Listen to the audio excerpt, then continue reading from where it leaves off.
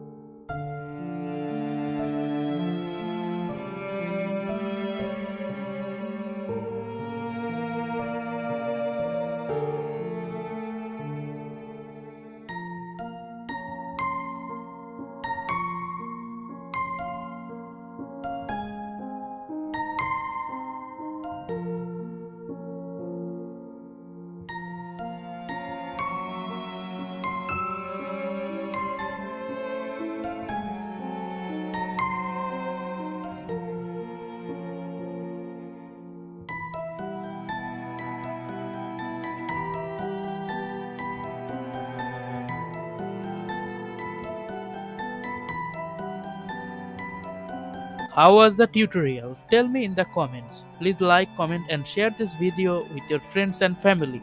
Also, please subscribe and don't forget to click the bell icon for more videos.